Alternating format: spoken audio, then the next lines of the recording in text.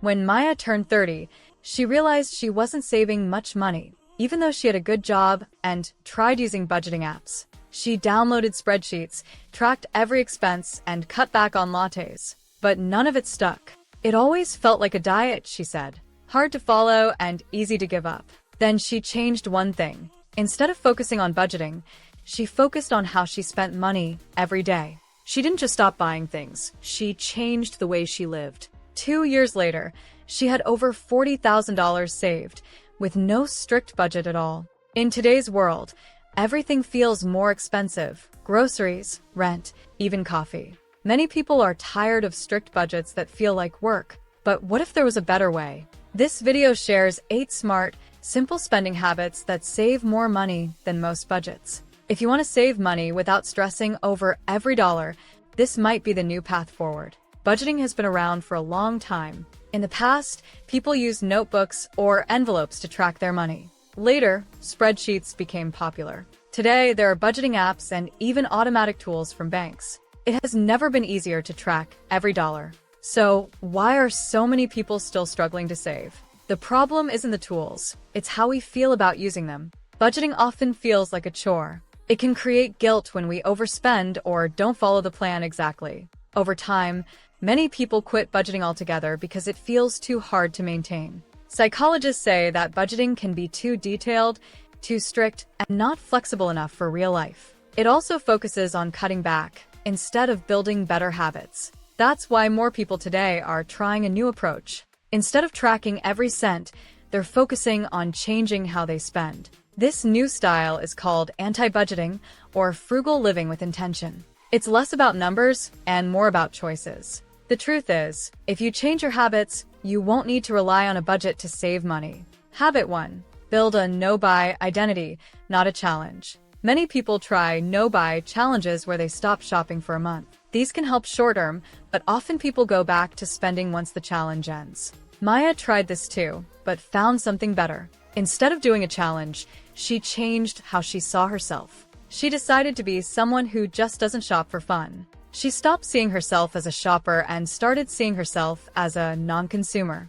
It became part of her identity, like someone who doesn't smoke or doesn't eat meat. This small mindset shift made a big difference. It wasn't about forcing herself to stop buying things. It was about becoming a different kind of person. Psychology shows that habits are stronger when they match how we see ourselves. If you think of yourself as a smart spender, you'll act that way without needing strict rules. Instead of saying, "I can't buy this," try saying, "I'm not someone who buys this." That one change can help you spend less without feeling like you're missing out. Habit 2.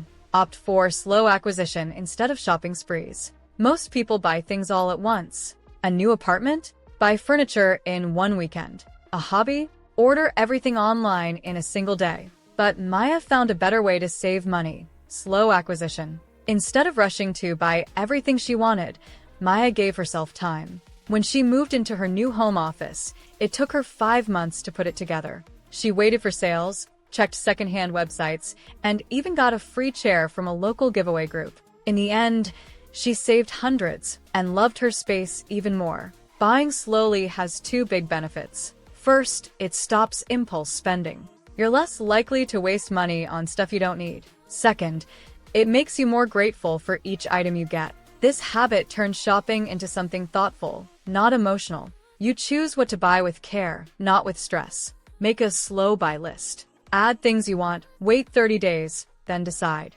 Most of the time, you'll realize you don't even need it. Habit 3. Use a fixed inconvenience to deter spending. Sometimes, the best way to spend less is to make it harder to spend at all. Maya discovered this by accident. She kept her spending money in a second bank account that didn't have a mobile app. To use it, she had to log in on her laptop, remember her password, and transfer the money. It was a small hassle, but it worked. This is called fixed inconvenience. It's a trick that uses a little bit of effort to stop impulse buys. When spending is an instant, you have time to think, do I really need this? Psychologists say this method creates friction, and friction makes us pause. It's the opposite of one-click shopping, which is designed to make you spend fast. Small inconveniences can lead to big savings without using willpower. If it's harder to spend, you'll do it less. Habit 4. Choose invisible luxury over social luxury. Many people spend money to impress others, fancy clothes, the newest phone, or eating at trendy places. This is called social luxury.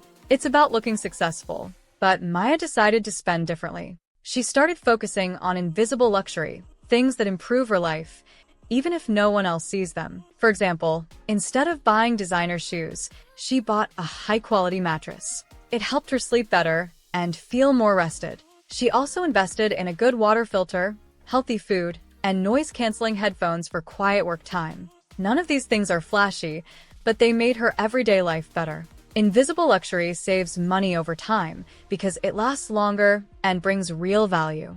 The best part? You're not buying for likes, you're buying for your life. Ask yourself, would I still want this if no one else saw it? If yes, that's real luxury. Habit 5.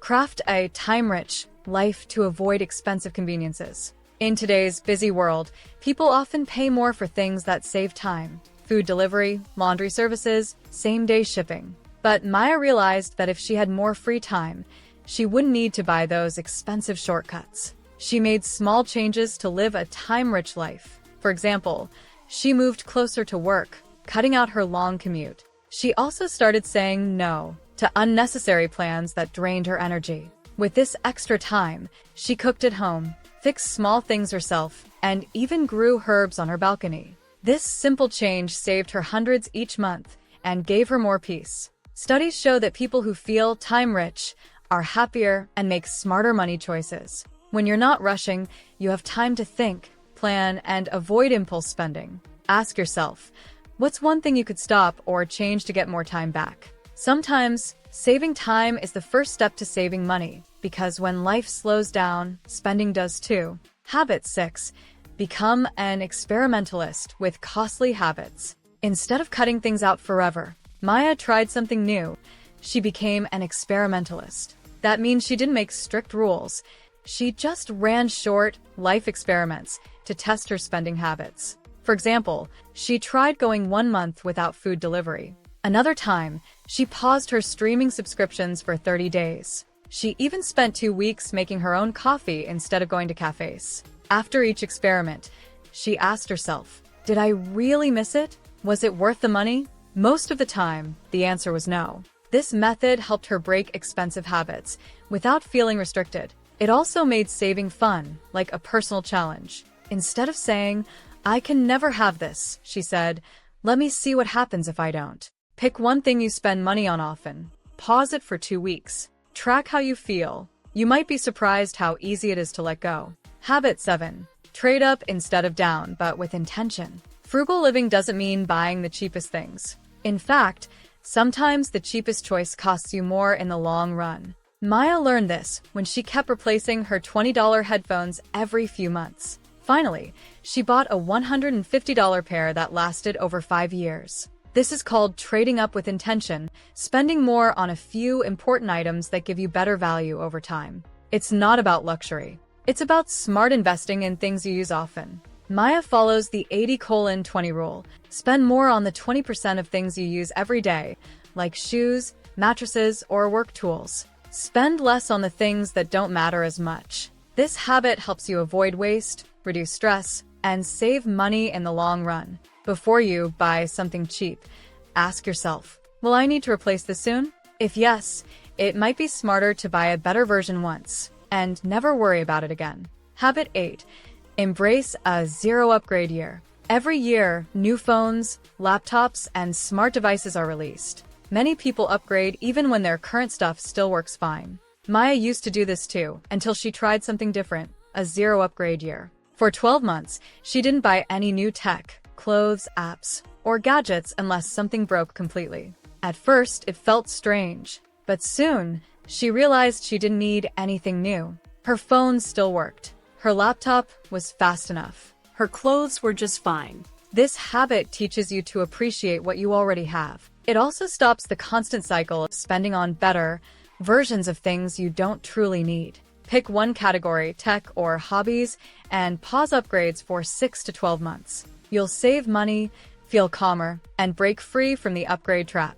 Remember, most of what we already own is good enough. Newer isn't always better. It's just more expensive. Don't forget to like, comment, and subscribe to the channel to see more content like this. Thanks for watching, and I'll see you in the next video.